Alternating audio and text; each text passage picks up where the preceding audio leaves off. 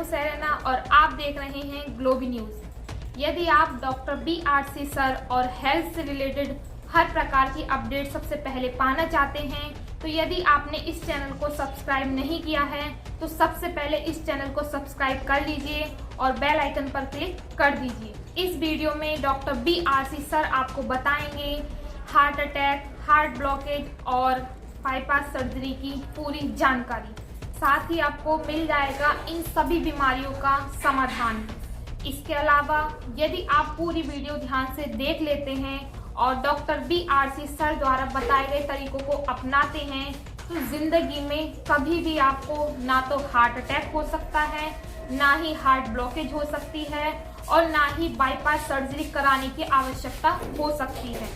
तो ये बहुत ही इंफॉर्मेटिव वीडियो देखते रहिए बिल्कुल अंत तक। तो आइए जानते हैं डॉक्टर BRC सर से यह सभी जानकारियाँ। सर, मेरा सबसे पहला सवाल यही है कि हार्ट प्रॉब्लम कैसे पता चले कि किसी भी इंसान को उसको दिल की बीमारी है? ये आपका बॉडी खुद बताएगा, नहीं इसके लिए कोई डायग्नोसिस की ज़रूरत नहीं है। मैं छोटा सा एग्जांपल देता हूँ हार्ट प्रॉब्लम की। जब आप चलोगे तो सीढ़ियाँ चढ़ोगे तो आप देखोगे कि आपको कुछ डिस्कम्फर्ट हो रहा है तो समझ लेना कि हार्ट की प्रॉब्लम है। या जब आप कुछ सामान लेके चलते होगे तो देखा कि जब भी मैं सामान लेके चलता हूँ तभी मुझे दर्द का एहसास होता है, सामान छोड़ के चलता हूँ तो नहीं ऐसा होता है, तो इसका मतलब हार्ट में दिक्कत है। इस तरह से आपका जो हार्ट है खुद ही इंडिकेट करेगा। रह के पेन अगर स्पेशली जब आप कोई एक्टिविटी कर रहे होंगे, यहाँ से रेडिएट हार्ट से रेडिएट करके हाथ में जाएगा, बैक में जाएगा, चाहे दोनों हाथ में जाएगा, तो मतलब ये हार्ट की दिक्कत है। तो अगर आपको तीसरी मंजिल तक पहुंचना और आपको दिन में बीच में 2 बार रुकना पड़े और सांसें लेना पड़े तो देयर इज़ ए चांस कि ये भी हार्ट की प्रॉब्लम है। तो आपका बॉडी खुद इंडिकेट करेगा और जिससे आपको आइडिया लग जाएगा कि आपके हार्ट उतना नहीं आउटपुट दे रही है ब्लड का जितनी की देनी चाहिए। जी सर, क्या किसी भी पेशेंट को, हार्ट पेशेंट को एंजियोग्राफी करानी चाहिए? देखिए, एंजियोग्राफी क्यों कराते हैं? हार्ट की प्रॉब्लम जानने के लिए कि कितना ब्लॉकेज है। ब्लॉकेज मतलब ये ब्लड वेसल है हार्ट का, यहाँ से खून पास होता है और हार्ट के अलग अलग सेल में पहुँचता है। और अगर यहाँ ब्लॉकेज होता खून पूरा नहीं पहुँचेगा तो बॉडी हार्ट के जो सेल्स हैं उनको पूरी खुराक नहीं मिली। क्योंकि पूरी खुराक ही नहीं मिली तो वो जो हार्ट के सेल है वो पूरी तरह से काम नहीं कर रहे हैं, पंप नहीं कर रहे हैं, तो जिसे हम हार्ट की प्रॉब्लम बोलते हैं। तो कितना परसेंट ब्लॉकेज है, ये 80% ब्लॉकेज है या 70% ब्लॉकेज है, 50% ब्लॉकेज है और कहाँ ब्लॉकेज है, ये दोनों चीज़ पता करने के लिए एंजियोग्राफी करते हैं। लेकिन हमें याद रखना चाहिए कि एंजियोग्राफी जो है नाम सुनने में सिंपल लग रहा है एंजियोग्राफी, लेकिन ये बहुत ही खतरनाक प्रोसेस है जिसमें एक तार आपके बॉडी में ब्लड वेसल के माध्यम से नीचे से लेके ऊपर तक ले जाते हैं, सारे ऑर्गन के बीच से होता हुआ चीरता हुआ और हार्ट तक ले जाते हैं और उससे उसकी विजुअल फोटो खींच के वो फोटो से ये देखने की कोशिश करते हैं कि कहाँ ब्लॉकेज है। तो ये एक तो बहुत ही अप्रॉक्सीमेट बेसिक मेथड है जिसकी एक्यूरेसी बहुत ही बेकार है, पहली बात। दूसरी बात, ये बहुत ही इंजरियस है, मतलब ये कि बहुत सारे लोग तो ये प्रोसेस के दौरान ही उनकी मौत हो जाती है। तो ये प्रोसेस कोई ठीक करने का प्रोसेस नहीं है, सिर्फ जानने का कि ब्लॉकेज कितना % है। तो मैंने अभी तक पिछले 12 साल में कभी भी किसी भी पेशेंट को, हार्ट के पेशेंट जो आते हैं, रिकमेंड नहीं किया कि एंजियोग्राफी कराओ, कि आपका बॉडी खुद ही बता रहा है कि आपको डिस्कम्फर्ट है, उतना ही काफ़ी है। कोई एग्जैक्टली वो 80% ब्लॉकेज है कि 70% ब्लॉकेज है, वो कौन से हार्ट के साइड में है ब्लॉकेज, उनको पता करके आपको करना क्या है। आपको तो ये मतलब होना चाहिए कि हमें इसको ठीक कैसे करना है। तो मैं हमेशा बोलता हूँ पेशेंट्स को, हर एक को, कि कभी भी एंजियोग्राफी के बारे में सोचना नहीं। एंजियोग्राफी होने के बाद आप वो इंसान नहीं रहेंगे जो पहले थे, आपकी वही वाली हेल्थ वापस नहीं आएगी जो पहले थी। तो it is a very dangerous process. यहाँ तक कि डॉक्टर एंजियोग्राफी करवाने से पहले लिखवा लेता है कि इसके दौरान आपकी मौत भी हो सकती है और अगर हो गई तो हम जिम्मेवार नहीं है। इसी से अंदाज़ा लगाइए कि कितना खतरनाक होगा कि डॉक्टर आपसे लिखवा लेता है।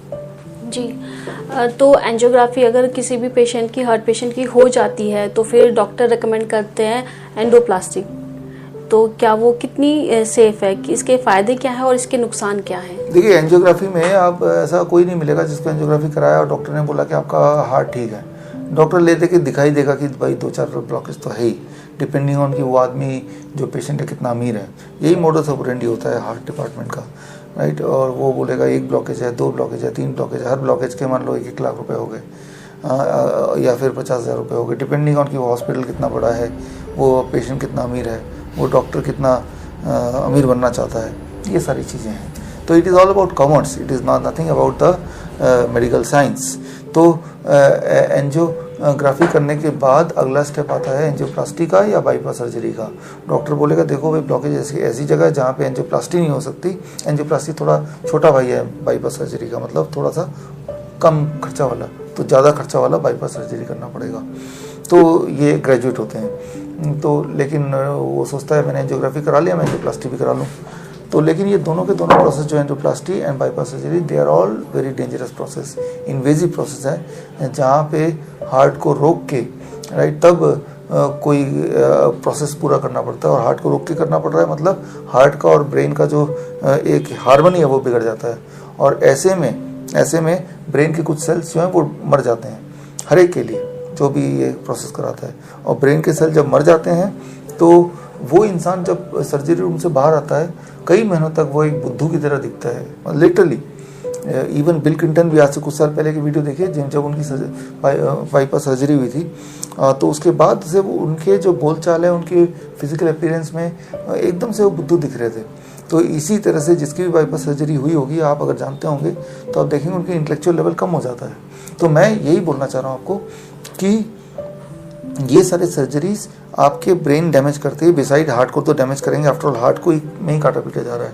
तो ये सर्जरी कभी ना कराएं, इसे किसी को भी नहीं करना चाहिए। इवन इफ आपके हार्ट में 100% ब्लॉकेज हो, तब भी 100% ब्लॉकेज हो, सारे आर्टरीज ब्लॉक्ड हों, उसके बाद भी I always say these surgeries are not for human, it is not for your health.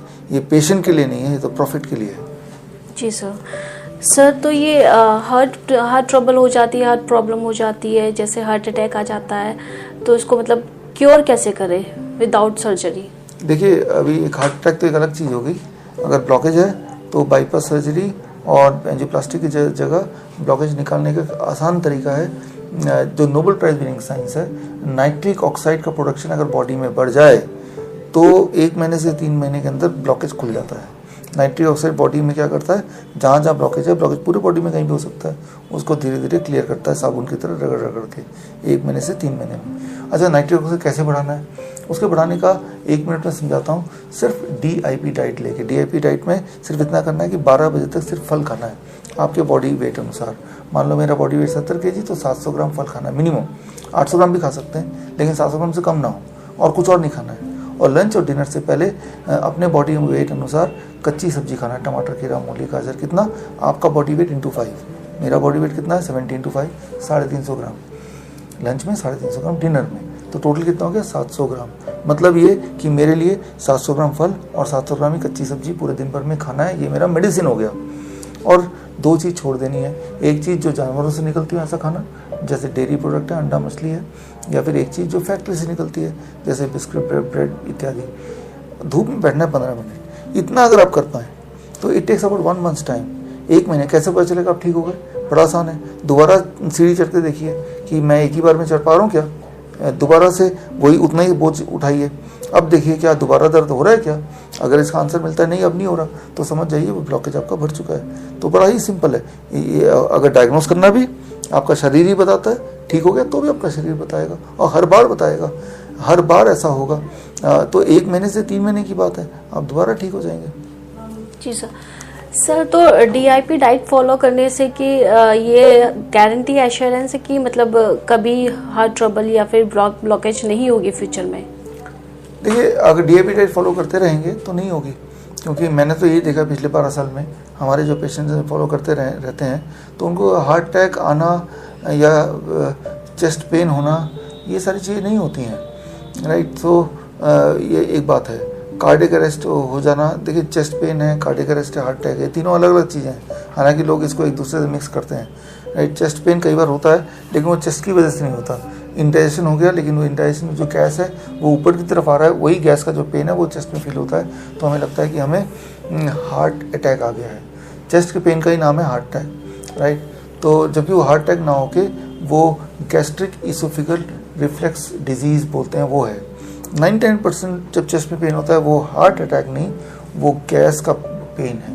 लेकिन एक बार आप हॉस्पिटल भर्ती हो गए और ऊपर से डर के मारे, तो डॉक्टर बोलेगा आपको अभी एंजियोप्लास्टी करना पड़ेगा, एंजियोग्राफी करना पड़ेगा, ये सारी चीज़ें बताएंगे, और तब तो वो जो बताएंगे वो आप कर ही लेंगे। लेकिन ये सारे जो पेन है विद टाइम कुछ घंटों में अपने आप ही ठीक हो जाता है।